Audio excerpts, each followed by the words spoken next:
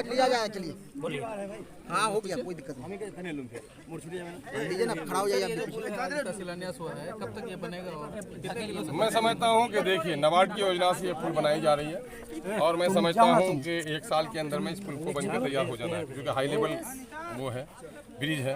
तो मैं समझता हूँ कि 1 साल के अंदर में इसको बनकर मुकम्मल हो जाना है। हम तो संवेदक से भी और डिपार्टमेंट के इंजीनियर से भी वो करेंगे, उनको निर्देशित करेंगे कि अगले बरसात से पहले बन जाए तो बहुत अच्छा है।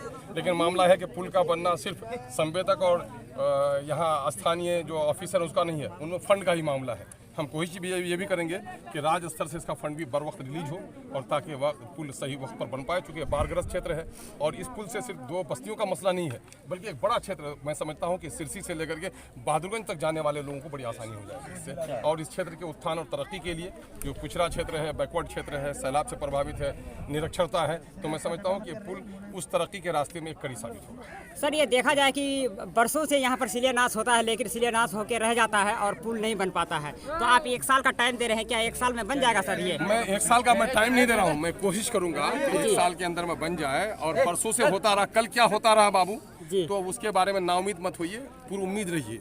उम्मीद से अच्छे काम होते हैं, नाउम्मीदी से मायूसी हाथ आती है। और वो जो ज़माना था जिसमें आपको नाउम्मीदी हाथ आती थी, इंशाल्लाह हम लोग बहुत सारे ठेकेदार काम छोड़ के भाग रहे थे। हमने ठेकेदारों को बुलाया है कि कोई आपसे उंगली नहीं दिखा पाएगा, मेरे क्षेत्र में काम करो।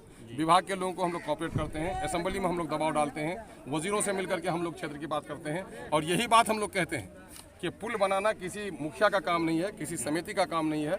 पुल बनाना सरकार का काम है। अगर टैक्स हम सरकार को देते हैं तो सरकार को पुल बनाना चाहिए। बल्कि हमारी तहरीक चल रही है कि आज इस इलाके में जितने भी कश्ती पर पार हो रहे हैं, कहीं भी महसूल नहीं लिया जाना चाहिए।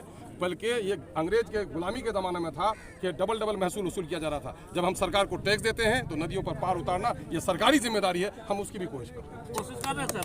जी बिल्कुल। अरे खाना लिख लेनी है भी खाना।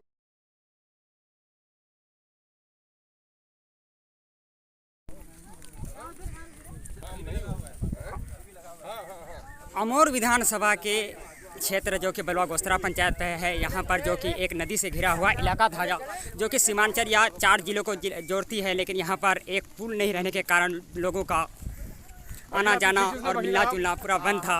और ये जी जी जी तो अब हमारे MIM के विधायक ने इस संघर्ष को, लड़ाई को ये करते हुए और इस सीमांचल को जोड़ने का काम किया, जो कि बलवा गोस्तरा पंचायत के महज घाट में पुल का निर्माण और शिलान्यास किए। और ये 1 साल के अंदर बनकर तैयार हो जाएगा। और ये देखिए, ये नाव में लोग पार हो रहे हैं बरसों से, और ये जोड़ने का काम कर, मुसीबत से पार हो रहा है, मुसीबत से लोग पार हो रहे हैं। और आप देख सकते हैं, और यहाँ पर सीमांचल को यहाँ पर जोड़ा जाएगा, जो कि कटिहार जिला, पूर्णिया जिला और किशनगंज जिला और अररिया जिला को। और हमारे विधायक जी इस नदी को देख रहे हैं, और आप देख सकते हैं इसका शिलान्यास कर रहे हैं, जो कि दिनांक 21/6/2021 को यहाँ पर शिलान्यास करने के लिए आए हैं। और आप देख सकते हैं, और MIM पार्टी आई तो यहाँ पर बाहर आई, और यहाँ पर लोगों का बहुत बड़ा झूठ। कहाँ गए ठेकेदार साहब? कहाँ है उधर? बोलो।